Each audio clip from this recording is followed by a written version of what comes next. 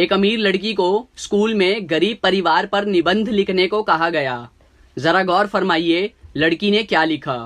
एक गरीब परिवार था, पिता गरीब, माँ गरीब, बच्चे गरीब। परिवार में 4 नौकर थे, वो भी गरीब। स्कॉर्पियो कार थी, वो भी टूटी हुई थी। उनका गरीब ड्राइवर बच्चों को उसी टूटी कार में स्कूल छोड़ के आता था। बच्चों के पास पुराने एप्पल आईफोन 8 मोबाइल थे। बच्चे हफ्ते में सिर्फ 3 बार ही ताज होटल में खाना खाते थे, बाकी दिन घर पर ही खाते थे। घर में सिर्फ 2 ही एसी थे और वो भी सेकेंड हैंड। सारा परिवार बड़ी मुश्किल से ऐश कर रहा था।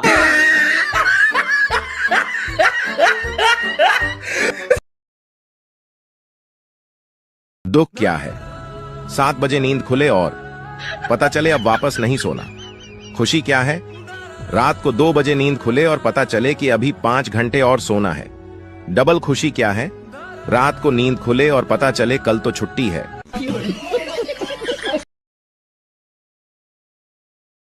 सुबह ब्रश किया तो टूथपेस्ट में लौंग थी, फिर चाय पी उसमें भी लौंग थी, दोपहर में दाल खाई उसमें भी लौंग थी, रात को बिरयानी खाई उसमें भी लौंग थी, सोने से पहले पान खाया उसमें भी लौंग थी। अरे तो कहना क्या चाहते हो? It's been a long day.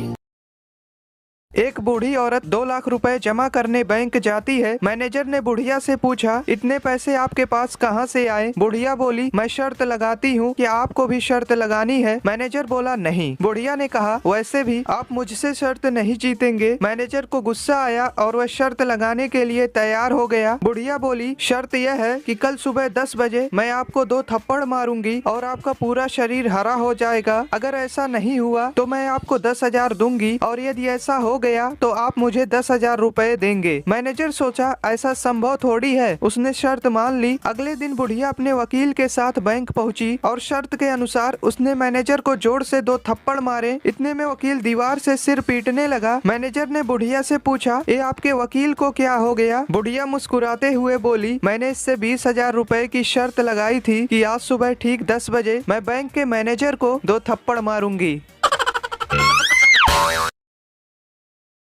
एक रात एक चोर एक घर में घुसा। दरवाजा खोला तो एक बूढ़ी औरत सो रही थी। खटपट की आवाज से उसकी आंखें खुल गईं। चोर घबरा गया, लेकिन बुढ़िया बोली, डरो मत बेटा, लगता है किसी मजबूरी के कारण तुम ऐसा काम कर रहे हो। कोई बात नहीं, अलमारी में एक तिजोरी है, उसमें का सारा पैसा और गहना तुम चुपचाप ले जाना, लेकिन पहले मेरे पास आकर बैठो। मैंने अभी अभी एक सपना देखा है, वह सुनकर जरा मुझे उसका मतलब तो बता दो। चोर बुढ़िया की बातों में आ गया और चुपचाप जाकर उसके पास बैठ गया। बुढ़िया ने कहा, बेटा मैंने देखा कि मैं एक जंगल में खो गई हूँ। तभी एक कौवा मेरे पास आया और उसने 3 बार जोर जोर से बोला, पिंटू पिंटू पिंटू। बस फिर सपना खत्म हो गया और मेरी आंखें खुल गईं। जरा बताओ इसका क्या मतलब हुआ? चोर सोचने लगा। इतने में बुढ़िया का बेटा पिंटू अपना नाम जोर जोर से सुनकर उठ गया और अंदर आकर चोर को जमकर पीटा। बुढ़िया बोली, बस करो, अब मत मारो। चोर बोला, नहीं नहीं, मुझे और मारो, ताकि मुझे आगे से याद रहे कि मैं एक चोर हूँ, सपनों का मतलब बताने वाला नहीं।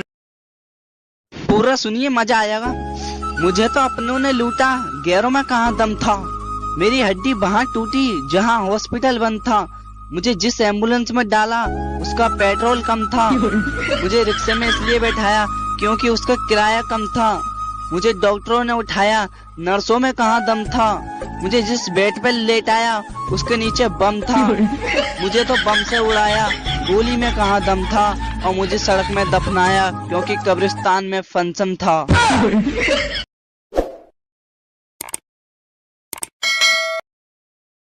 भारत में लोग हेलमेट नहीं पहनेंगे, लेकिन फोन पर कवर और स्क्रीन गार्ड जरूर लगाएंगे। चाहे अपना सर फूट जाए, लेकिन मोबाइल को कुछ नहीं होना चाहिए।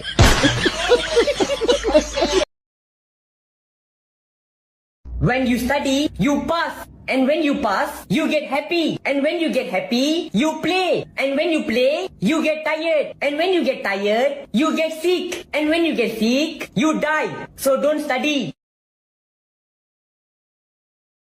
एक लड़का एग्जाम हॉल में बैठा था। पेपर बहुत टफ था। वह चीटिंग करना चाहता था, लेकिन एग्जामिनर बहुत स्ट्रिक्ट था। थोड़ी देर बाद लड़के ने एग्जामिनर को अपने पास बुलाया और उसके कान में कुछ फुसफुसाया। एग्जामिनर चुपचाप जाकर चेयर पर बैठ गया और वहीं बैठा रहा। सभी छात्रों ने खूब चीटिंग की। एग्जाम खत्म हुआ तो सभी ने बाहर आकर उस लड़के से पूछा, भाई तूने एग्जामिनर को ऐसा क्या बोला कि वो चेयर से उठे ही नहीं? वह लड़का शर्माते हुए कहा, मैंने बोला था सर, पीछे से आपकी पैंट फटी है।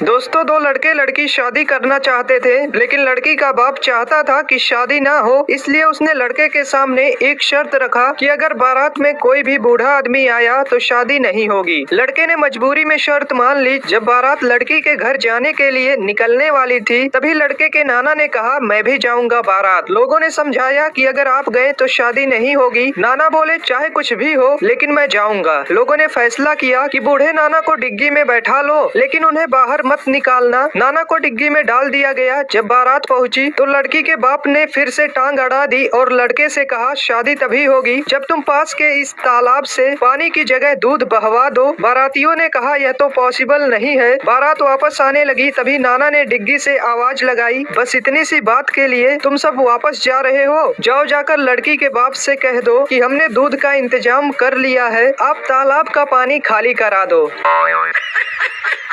दोस्तों,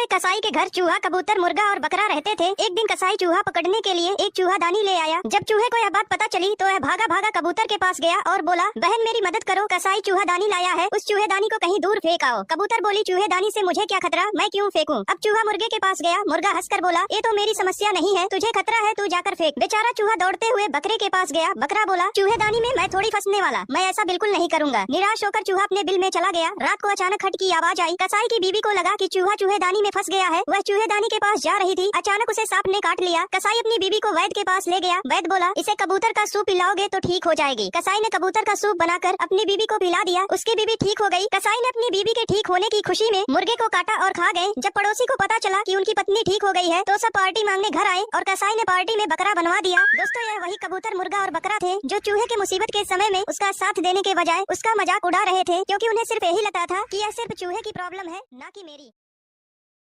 एक पिता अपनी बेटी के लिए लड़का देखने गया। उन्होंने लड़के के पिता से पूछा, छोरो काई करे है? लड़के के पिता ने कहा, सीए है। उन्होंने पूछा, छोरा की बहन काई करे है? पिता ने कहा, वाह भी सीए है। उन्होंने फिर पूछा, छोरा की माँ काई करे है? पिता ने कहा, वाह भी सीए है। उन्होंने फिर पूछा, अरे वाह, सब सीए है, मतलब आप भी सीए ही होगा? लड़के का पिता, ना ना, मैं तो घाघरा ब्लाउज कटिंग करूं, ये सब लोग सीए हैं।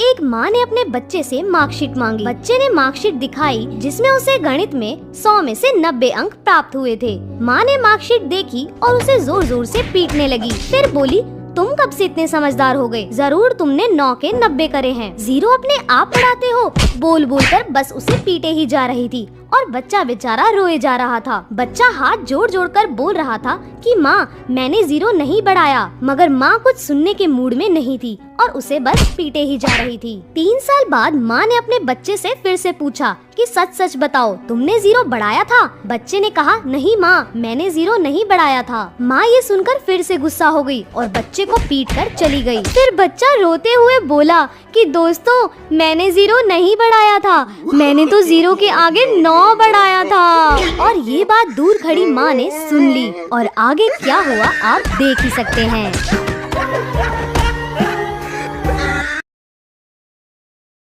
सोचा था 2 शादियां करूंगा, एक पीटेगी तो दूसरी बचाएगी। रात को सपना देखा, एक ने पकड़ रखा था, दूसरी पीट रही थी। पिंटू एक बार अपने घर की लाइट सुधार रहा था, तभी उसके ऊपर बिजली का तार गिर गया। पिंटू तड़प तड़प कर मरने ही वाला था कि अचानक उसे याद आया कि बिजली तो सुबह से बंद है। वापस उठकर हंसते हुए बोला, साला याद नहीं आता तो आज मर ही जाता। होली पर इतने भी पुराने कपड़े मत पहन लेना कि कोई रंग लगाने की बजाय रोटी देकर चला जाए। एक का नाम जो था, दूसरे का नाम वो था। एक रात जो को बाथरूम में भूत दिखा। जो डर गया और उसने वो को आवाज लगाई। वो दौड़ते हुए बाथरूम में आया और भूत को देखते ही उसका हार्ट फेल हो गया और वो मर गया। बस उसी दिन से कहावत हो गई, जो डर गया वो मर गया।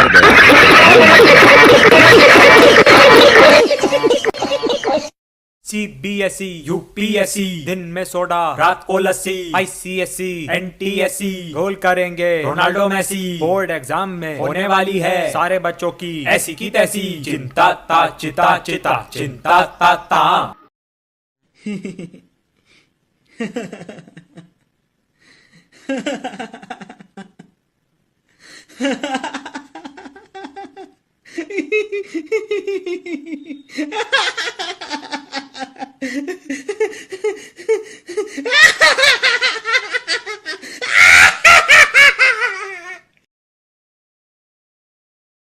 अमेरिका में जब कोई बच्चा बाइक से गिरने के बाद घर पहुंचता है तो उसकी माँ सबसे पहले उसे बिठाती है, देन डॉक्टर को कॉल करती है। और जापान में जब कोई बच्चा बाइक से गिर जाता है तो उसकी माँ सबसे पहले उसके फ्रैक्चर चेक करती है और फ्रैक्चर चेक करने के बाद उनपे बैंडेज करती है। और जब मैं बाइक से गिरता हूँ तब माँ, हाँ बेटा मैं बाइक से गिर गया। क्या?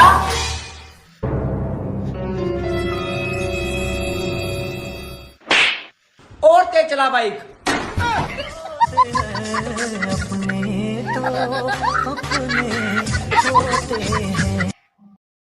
दोस्तों, एक बार एक राजा के राज्य में महामारी फैल गई। चारों ओर लोग मरने लगे। एक रात राजा को एक सपना आया कि हे राजा, तुम्हारी राजधानी के बीचों बीच जो पुराना सूखा कुआं है, अगर अमावस्या की रात को राज्य के हर घर से एक एक बाल्टी दूध उस कुएं में डाल दिया जाए तो अगली ही सुबह ये महामारी समाप्त हो जाएगी। राजा ने अगले दिन पूरे राज्य में यह घोषणा करवा दी कि महामारी से बचने के लिए अमावस्या की रात को हर घर से कुएं में एक एक बाल्टी दूध डालना जरूरी है। अमावस्या की रात जब लोगों को कुएं में दूध डालना था, उसी रात राज्य में रहने वाली एक कंजूस बूढ़ी औरत ने सोचा कि सारे लोग तो कुएं में दूध डालेंगे, अगर मैं एक बाल्टी पानी डाल दूं तो किसी को क्या पता चलेगा। उस कंजूस औरत ने रात में चुपचाप एक बाल्टी पानी कुएं में डाल दिया। अगले दिन जब सुबह हुई तो महामारी समाप्त नहीं हुई। राजा ने जब कुएं के पास जाकर इसका कारण जानना चाहा तो उसने देखा कि सारा कुआं पानी से भरा हुआ है। दरअसल दोस्तों, ऐसा इसलिए हुआ क्योंकि जो विचार उस बूढ़ी औरत के मन में आया था वही विचार सभी लोगों के मन में आ गया और सबने कुएं में दूध की जगह पानी डाला। दोस्तों, बात सिर्फ इतनी सी है कि जब भी कोई ऐसा काम आता है जिसे बहुत सारे लोगों को मिलकर करना होता है तो अक्सर हम अपनी जिम्मेदारियों से यह सोचकर पीछे हट जाते हैं कि कोई न कोई तो कर ही देगा।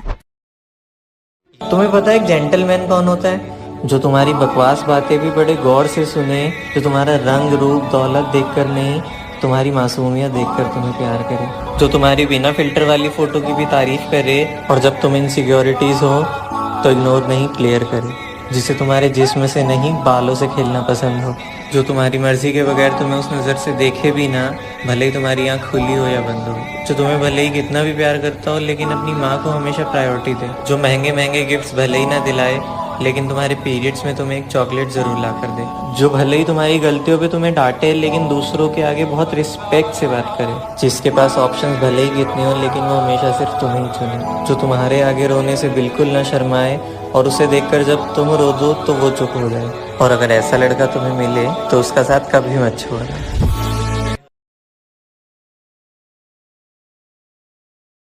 एक तरफ पूरा प्लेबॉय समाज डरा हुआ है तो दूसरी तरफ धोखा खाया पूरा एक समाज खुशी मना रहा है। तो एक कहानी है मुजफ्फरनगर की, जब एक लड़का और एक लड़की रिलेशनशिप में आते हैं, जिंदगी में खुशी के पल पिरोकर एक दूसरे के दिन हसीन बनाते हैं। भरोसा एक ऐसी चीज है जिसका कोई सर्टिफिकेट नहीं होता, इसलिए विश्वास करके एक दूसरे को गले लगाते हैं। पर एक दिन खिड़की से एक परिंदा एक आगाज लेकर आता है जिसे पढ़कर उस लड़की का दिल एकदम टूट जाता है। खुदगर्जी की चिट्ठी पढ़ती है जिसमें लिखा होता है कि मेरे घर वालों ने मेरी शादी कहीं और तय कर दी, पर वो कहती है कि सुनो, हम मना लेंगे, तुम्हारे घर वाले ही तो है, समझा देंगे। पर लड़का कुछ बहाने बनाने के बाद साफ मना कर देता है। तो लड़की सवाल करती है, ये बात तुम्हें तब याद नहीं आई जब तुम मेरा जिस्म नोच रहे थे? तो लड़का गुस्सा होकर कह देता है कि देखो, इसमें दोनों की मंजूरी थी। पर लड़की कहती है कि मंजूरी इसलिए थी क्योंकि तुम मुझसे शादी करने वाले थे। लाखों बार ना सुनने के बाद लड़की एक प्लान बनाती है और उसे मिलने बुलाती है और दोनों मिलकर ये डिसाइड करते हैं कि एक आखिरी बार हम बिस्तर होंगे। और रूम में पहुंचने के बाद जब उनके बीच ये सब शुरू होता है तो लड़की नीचे जाकर उसका काट देती है। उसने सही किया या गलत ये कमेंट्स में जरूर बताना। बाकी अपने सभी प्लेबॉय दोस्तों को ये भी